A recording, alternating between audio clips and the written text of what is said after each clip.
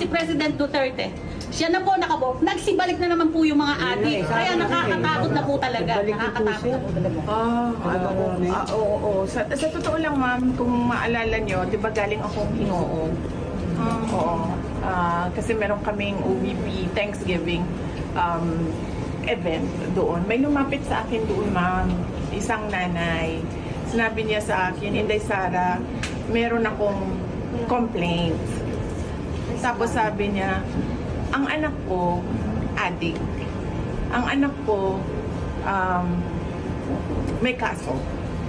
Sinurrender daw ang anak ko, thinking na magbabago siya sa loob ng kulungan. Ngayon, ang anak ko nagbebenta sa loob ng kulungan.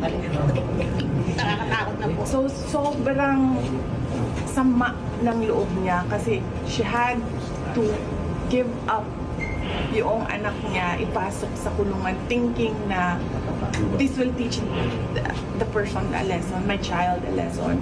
And then it turns out, sobrang disappointed and frustrated siya kasi nalaman niya nagbebenta sa loob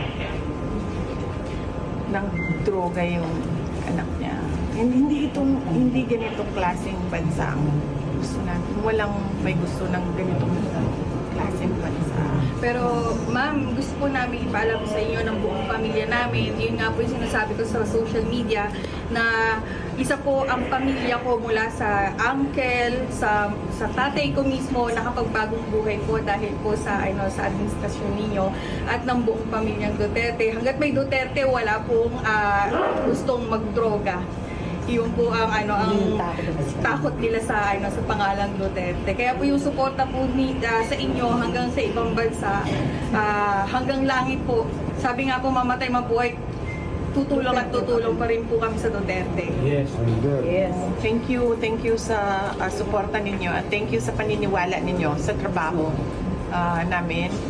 At maraming salamat dahil sa kabila ng sobrang daming black propaganda at paninira, nandyan pa rin kayo. Yes, tinanggalan kayo ng budget. Mahigpit pa rin yung support.